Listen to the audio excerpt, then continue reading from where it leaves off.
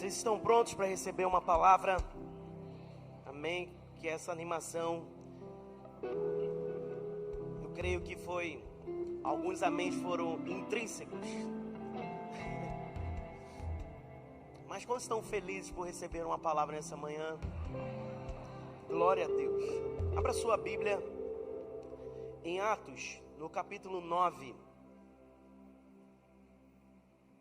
a partir do verso 1. O tema dessa mensagem é: Eu sou Jesus.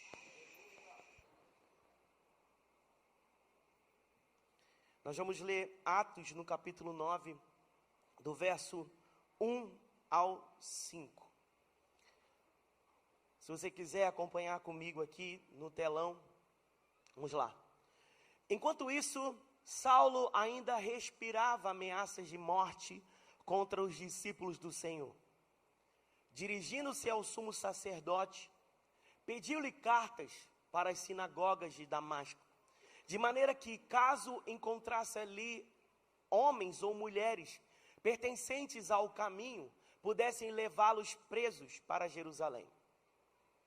Em sua viagem, quando se aproximava de Damasco, de repente brilhou ao seu redor uma luz vinda do céu. Ele caiu por terra e ouviu uma voz que lhe dizia: Saulo, Saulo, por que me persegues? Saulo perguntou: Quem és tu, Senhor? Ele respondeu: Eu sou Jesus. Curva sua cabeça. Pai, essa é a sua palavra. Ela é viva, ela é eficaz e ela é poderosa. Cremos que a sua palavra tem poder suficiente para mudar nossas vidas. E cremos que essa palavra será direcionada ao nosso coração, para mudar perspectivas e para ativar ministérios, chamados e propósitos. E que essa mensagem também encontre corações que necessitam do Senhor, que necessitam de salvação, que necessitam, ó Pai, viver um novo começo para a glória do seu nome. Amém, amém e amém. Glória a Deus.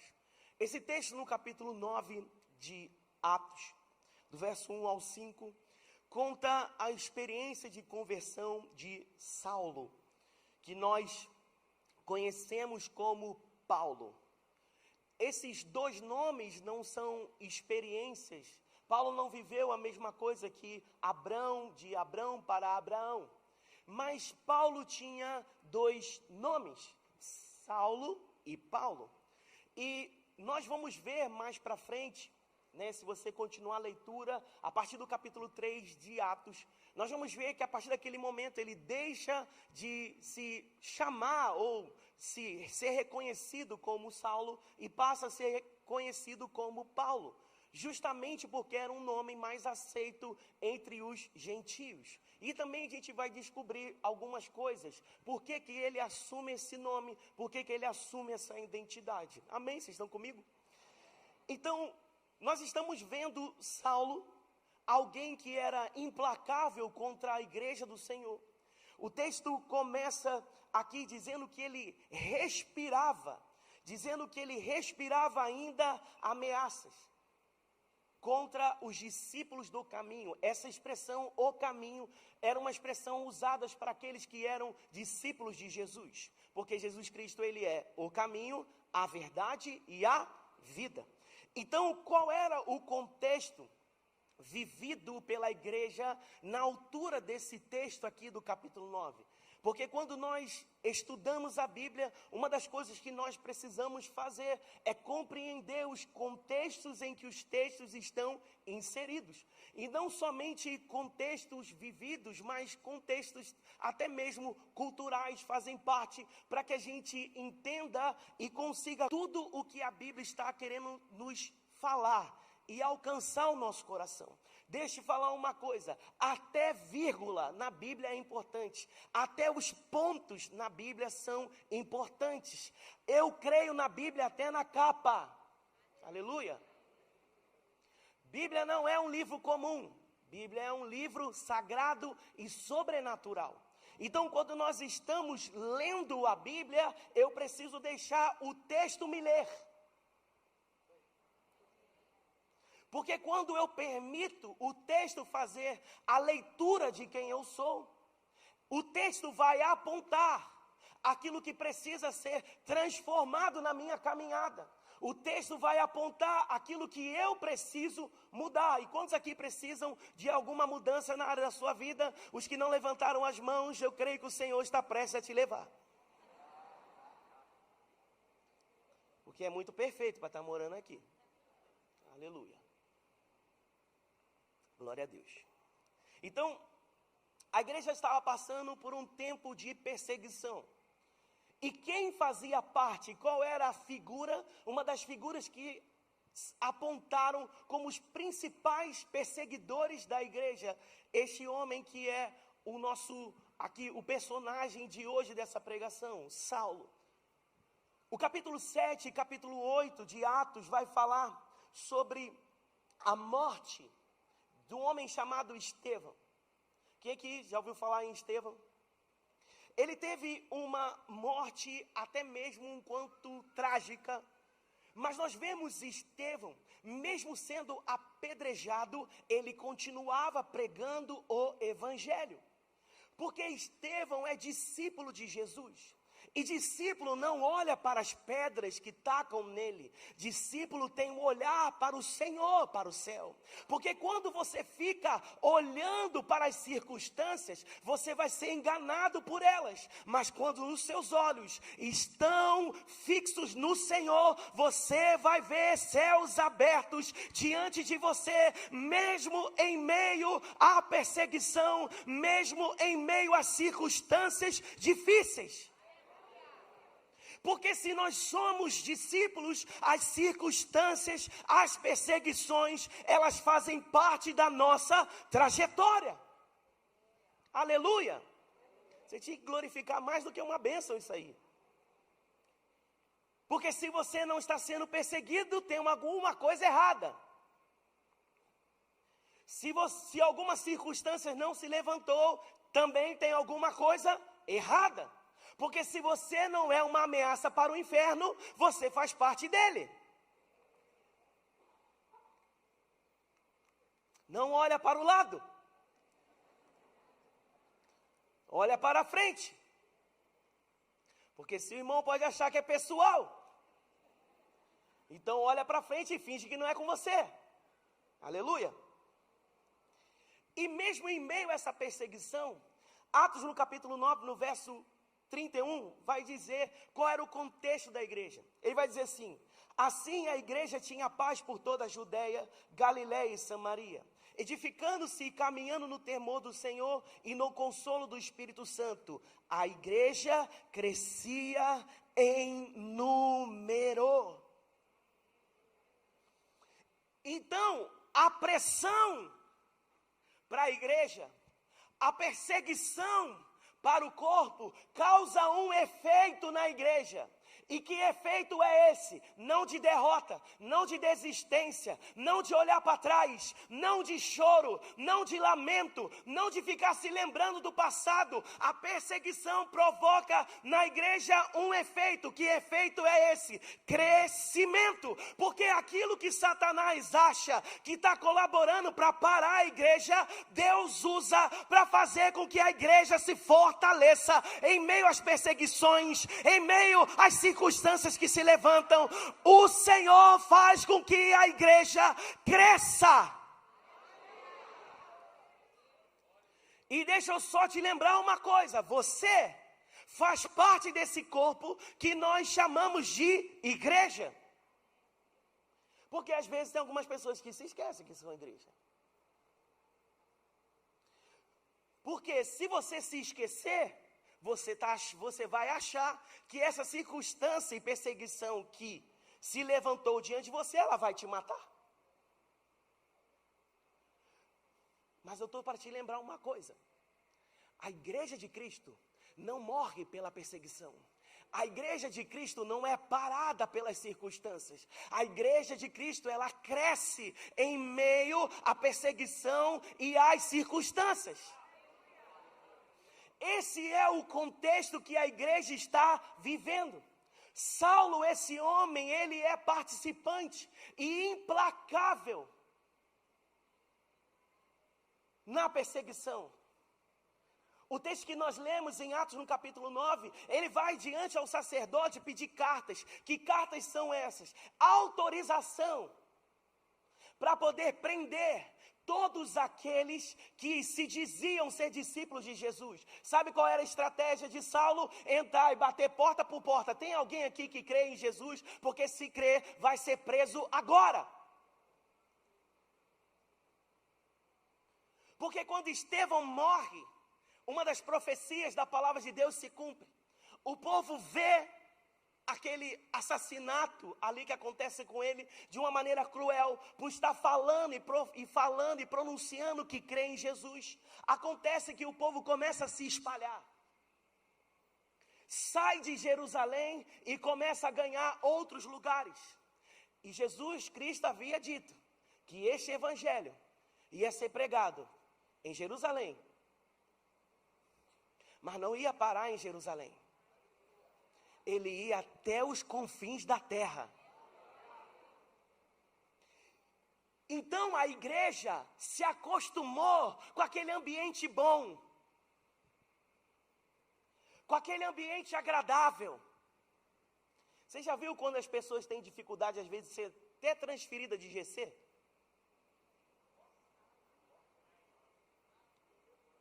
Se está rindo, porque você sabe.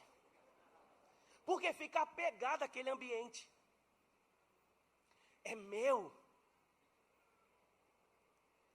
A igreja estava lá em Jerusalém, está todo mundo assim, meu Deus, agora chegou o nosso tempo precioso, maravilhoso. Vamos ficar aqui. Deixa eu ficar nesse lugar todos os dias. O Espírito vai lá, não vai ficar não. Mas não vai ficar mesmo. E se não sai por vontade própria, vai ter que ser empurrado para sair.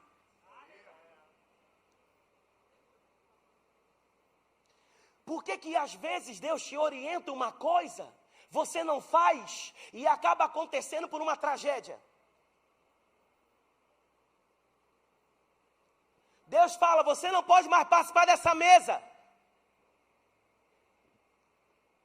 Você não pode estar mais no meio dessas pessoas. Só que você fala assim, a amizade está tão boa. O que tem que acontecer? Uma decepção para você sair.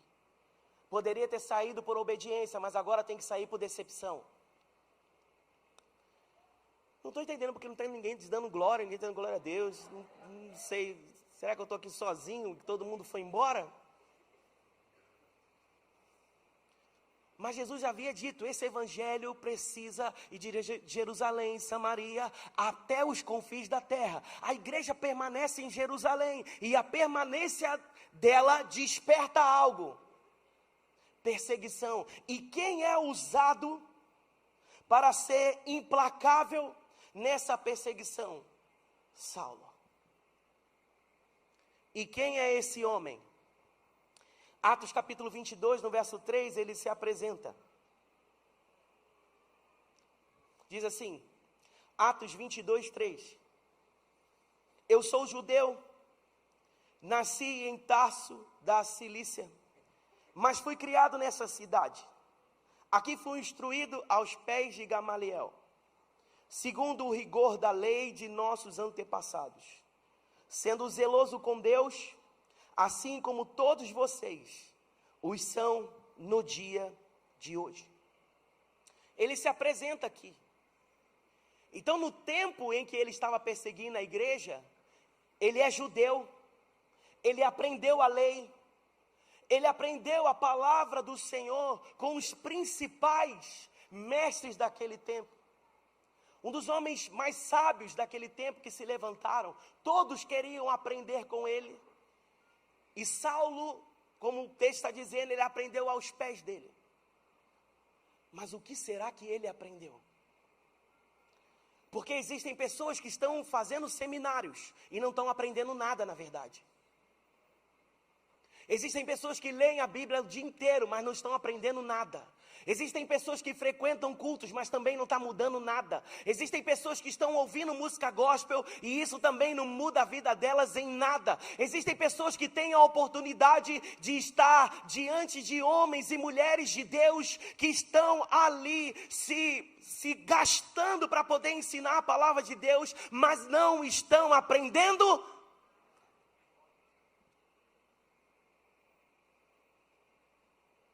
Ouviu falar de Deus, ouviu falar sobre o caráter de Deus, mas não foi suficiente para transformar a vida dele.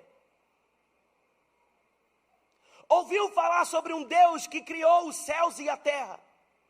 Ouviu falar sobre um Deus que fez uma promessa para o seu povo, mas não foi suficiente para mudar de vida. E eu quero saber se o que você sabe até hoje não é suficiente para trazer você para esse lugar da presença de Deus, ou você ainda vai ficar acomodado, vendo os dias passando, os meses passando, os anos passando, e a vida não muda.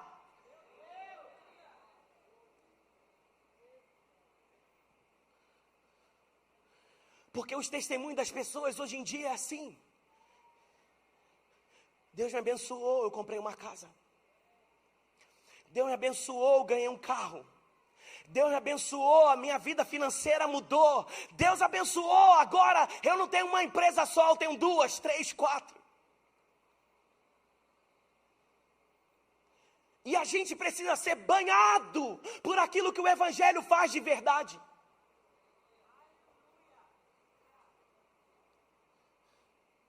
Porque esse Evangelho atinge lugares e pessoas que não têm esse tipo de testemunho na boca. Porque o testemunho dela é: um dia essa palavra entrou nas minhas entranhas, essa palavra penetrou no fundo do meu coração, essa palavra penetrou no fundo do meu coração. Eu não tinha casa, eu não tinha comida, eu não tinha o que beber, mas eu tinha a palavra de Deus me sustentando dia após dia, de noite e de dia, com fome sem fome, com amigos sem amigos, abandonado, estando próximo. Essa palavra mudou a minha vida.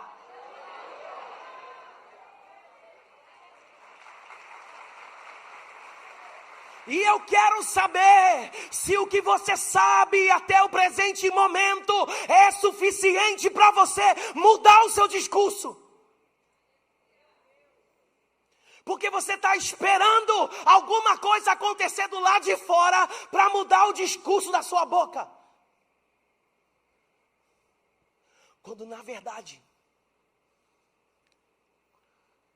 alguém passou a habitar dentro de você.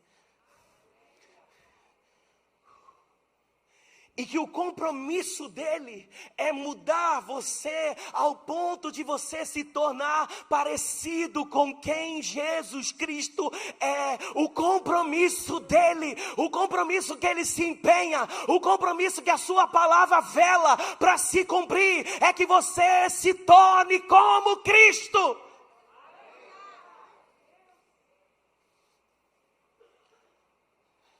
E quando a gente sabe que esse evangelho não entrou no coração, quando tem gente abandonando por decepção, quando tem gente abandonando por qualquer coisa, quando tem gente que a primeira circunstância que se levanta, ela começa a se corromper, ela começa a fazer coisas que ela mesmo diz que é errado, mas a sua consciência não é tão firme na palavra que ela aceita propostas em mesas que ela não deveria fazer parte. Saulo, essa é o nosso dilema da nossa vida. Se seremos Saulo ou se seremos Paulo. Um grande perseguidor da igreja. Porém, esse grande perseguidor um dia se converteu. Um dia ele teve uma experiência de conversão. Quem é que se lembra da sua experiência de conversão? Porque em muitas ocasiões, vir aqui na frente é apenas o começo.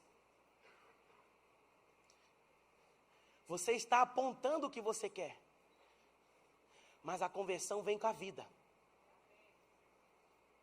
2 améns.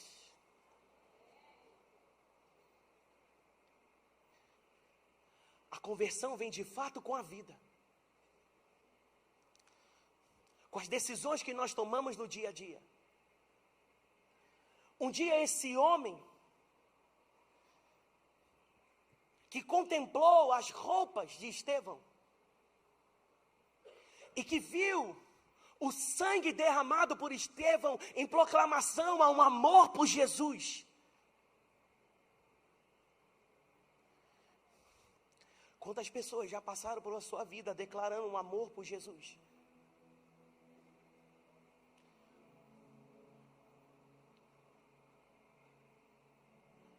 Quantos aqui, quando você era criança, e tinha uma tia, uma avó, que tinha uma vida simples, mas que era cheia do fogo do Espírito,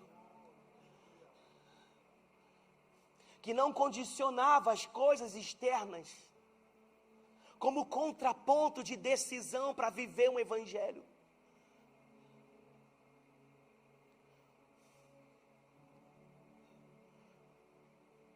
Quantas pessoas você pôde assistir durante a sua vida que amam ao Senhor? Saulo viu diante dele alguém entregando a sua vida por amor ao Evangelho.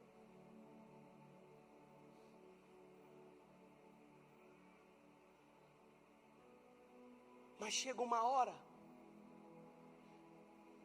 se o que você vê com seus olhos não é suficiente, Jesus vai ter que se encontrar com essas pessoas. Eu creio, irmãos, que Jesus ainda continua aparecendo para algumas pessoas. Eu creio que o Evangelho está chegando em lugares em que o homem não consegue chegar e Jesus está aparecendo ali. Eu creio fielmente que Cristo está aparecendo para muitas pessoas. Ele apareceu para Saulo. O destino dele vou chegar a Damasco. Damasco, cerca de 214 quilômetros de Jerusalém. Em uma caminhada a pé se demoraria 6 dias. E Paulo está convicto: eu vou caminhar até lá, mas eu tiro cada um dos discípulos que estão lá. Todos vão ser presos. A gana dele contra a igreja é tão grande, que faz com que ele seja capaz de dar a sua vida, de gastar a sua vida em prol da perseguição do Evangelho. Mas no caminho, diga comigo, no caminho para Damasco, diga assim, de repente, com mais convicção, de repente, Deus é um Deus de repentes. De repente, uma grande luz se manifesta. E aquilo foi tão poderoso que Paulo se joga no chão. E o Senhor diz: Saulo, Saulo, por que me persegues?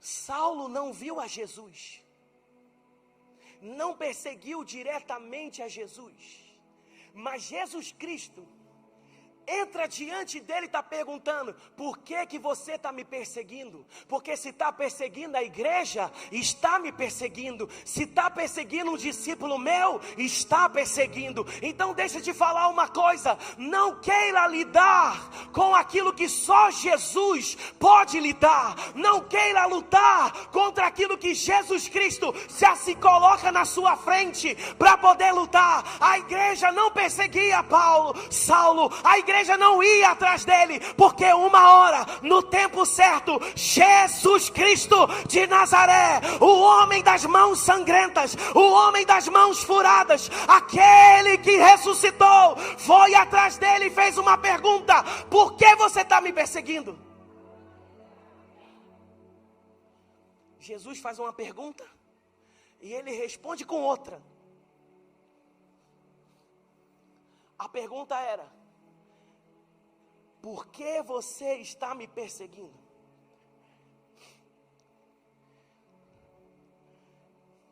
E ele pergunta assim: Senhor, quem é você? Paulo não respondeu a pergunta feita. Ele sabe que a luz que ele está vendo se trata de um Senhor, porque tem glória, tem poder. Mas o que Saulo não conhece? Quem? Saulo conheceu a glória, Saulo conheceu o poder que tinha, mas ele não conhecia o quem.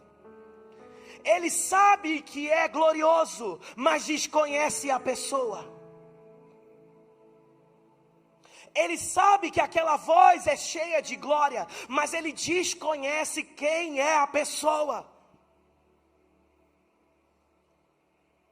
Sabe reconhecer uma posição de autoridade, mas não conhece quem está revestido de autoridade.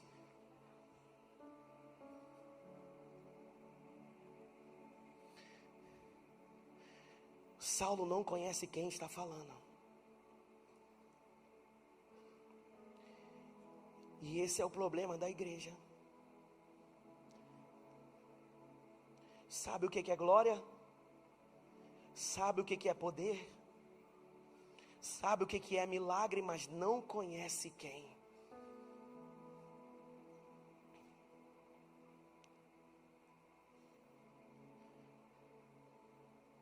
Sabe pedir milagres, sabe pedir bênçãos,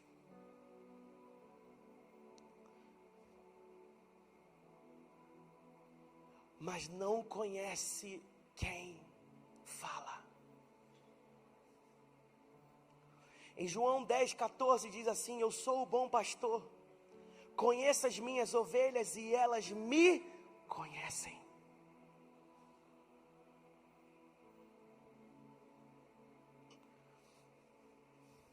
É possível se estar no meio de uma religiosidade sem conhecer.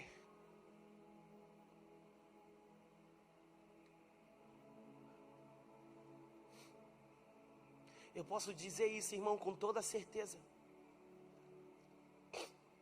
Se o Espírito Santo se ausentasse de muitos lugares, existem pessoas que nem iam perceber a ausência dele.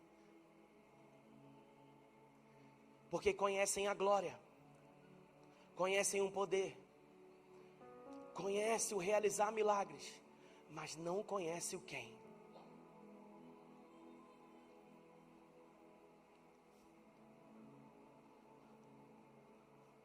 Porque se você não conhece o quem, você pode até ouvir a voz, mas não sabe quem está falando. Porque quando a gente é íntimo, até o jeito que anda a gente conhece.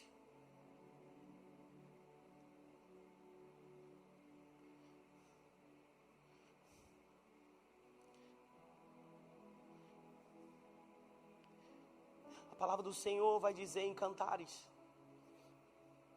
um texto, onde diz que a noiva estava deitada dormindo, e o noivo do lado de fora batendo a porta. Como assim o noivo tem que bater a porta para entrar? Como assim ela descansava com as portas fechadas, sabendo que o noivo iria visitá-la? Como assim ela está tão cansada que ela não está disponível para conhecer quem ele é? Porque se Satanás não conseguir te vencer pelas circunstâncias, ele vai tentar te vencer pelo cansaço. Cansado para estar com o noivo, cansado para orar, cansado para ter intimidade, cansado para ler a Bíblia, cansado para vir à igreja, cansado para estar na conferência que durou 4 dias, eu só vou um dia porque é muito cansativo. Cansado por quem você faz as coisas, qual a motivação que você se levanta, por quem é o seu amor, para quem é o seu amor, para quem você se move, por quem você se move, porque você se presta em fazer as coisas.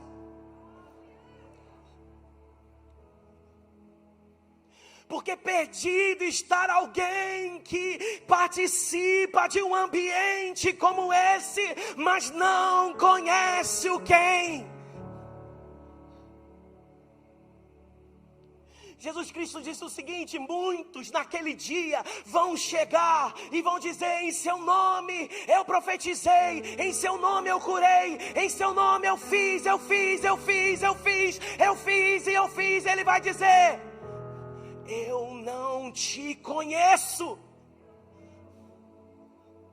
porque eu bati a porta e você estava cansado demais para abrir a porta e me atender.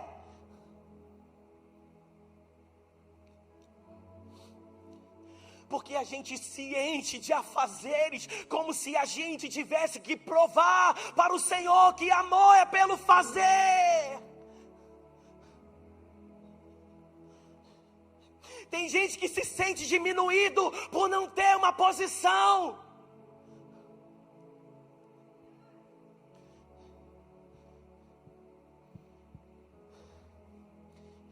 Mas o Senhor está despertando. Jesus não se apresentou para ele de qualquer maneira. Ele fez uma pergunta: quem é que está falando comigo? E Jesus se apresenta: eu sou Jesus. E por que ele não preparou um discurso? Como um pão vivo que desceu do céu, aquele que ressuscitou dentre os mortos, porque ele pronunciou: eu sou.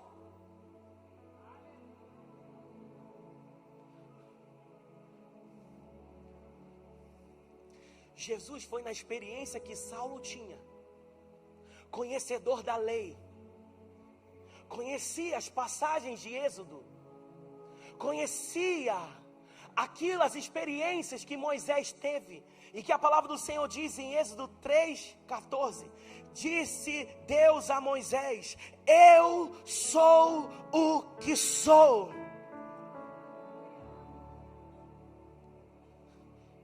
Assim você dirá aos filhos de Israel: o eu sou me enviou a vocês. O que é que ele entende com isso?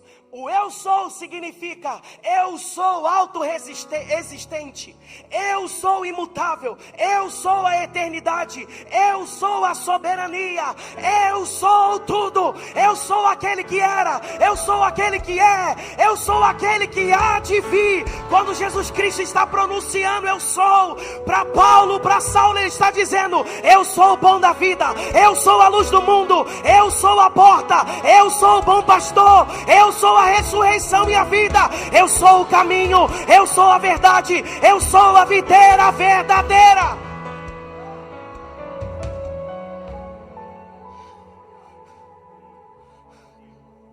Um belo dia, uma mulher junto ao poço,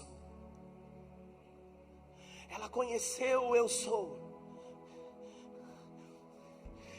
E o Senhor disse para ela: o eu sou está diante de você.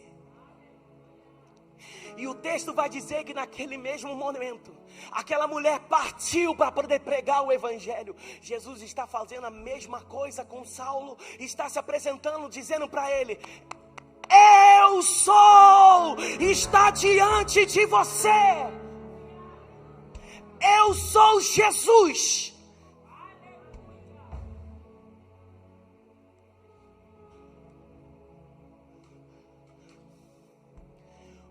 Eu sou está aqui nessa manhã.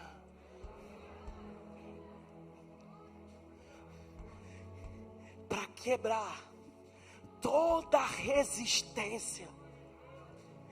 Toda resistência na mente de algumas pessoas aqui, de estar para viver o seu plano, viver o propósito e o plano de Deus que o Senhor tem para cada um aqui. O eu sou está na casa. E eu não sei você, quando eu sei que o eu sou está na casa,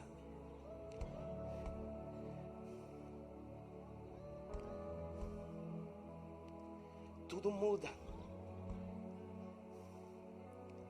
Tudo muda quando ele chega. Saulo, o pior dos perseguidores da igreja, o que ele fez de pior, o que ele fez para o torná-lo alguém não merecedor, não foi suficiente para impedir que o eu sou,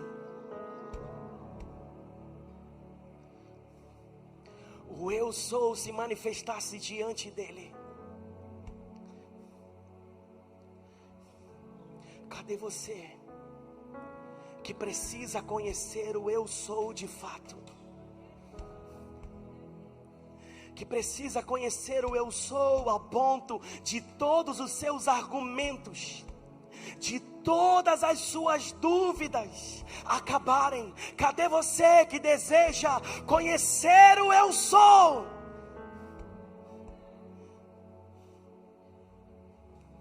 Curva a sua cabeça.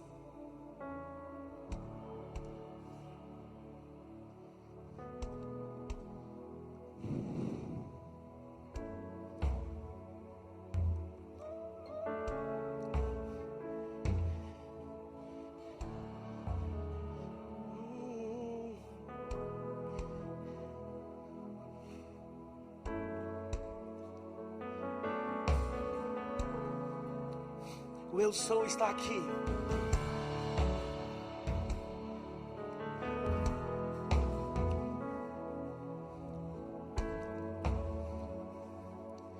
Aquele que, não importa quais foram as profundezas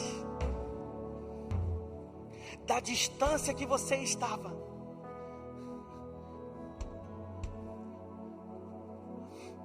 quando eu sou dirige a palavra, quando eu sou se apresenta, quando o pão da vida se apresenta, porque ele é vida para quem tem fome, ele é água para quem tem sede, ele é tudo para quem não tem nada.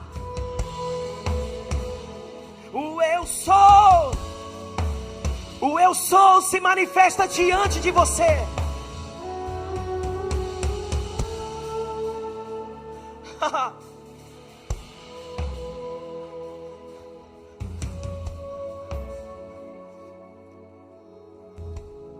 Diga para Jesus agora: eu quero te conhecer. Diga para Ele: eu não quero te conhecer como a religião apresenta. Eu não quero te conhecer como a religião apresenta. Eu quero te conhecer face a face. Eu quero ser tocado pelo eu sou, pelo eu sou, pelo eu sou, que derruba argumentos, que derruba medos, que destrói mentiras.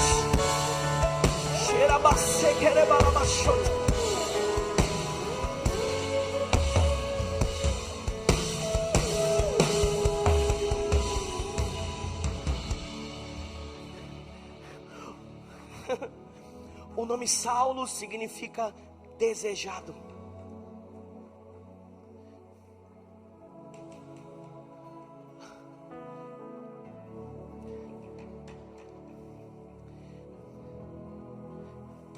Por que Saulo andava mais com esse nome? Desejado.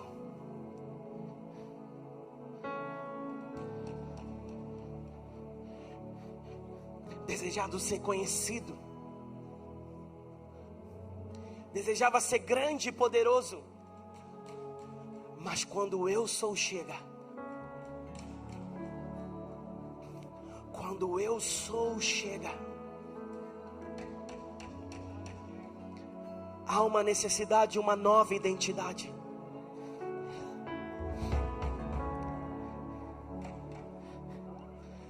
E qual o significado de Paulo? Pequeno. Aquele que é o menor. Em outras palavras, humilde. Porque quando eu sou toca, todo orgulho é quebrado. Quando eu sou toca, todo desejo pelas coisas do mundo se esvaem. Porque quando eu sou toca, qual o entendimento que se tem? Eu preciso diminuir. Eu preciso desaparecer para que ele cresça, para que ele cresça, para que ele cresça, para que ele cresça, para que ele cresça, para que ele cresça, para que ele cresça, cresça, para que ele cresça. Eu diminuo, ele cresce, eu diminuo, ele cresce, eu diminuo, ele cresce. Hoje o Senhor está trocando nomes aqui. Você não vai mais ser Saulo, você não vai mais ser Saulo, você não vai ter mais desejos como Saulo. A partir de hoje, o seu nome é humilde, humilde, discípulo, discípulo, discípulo.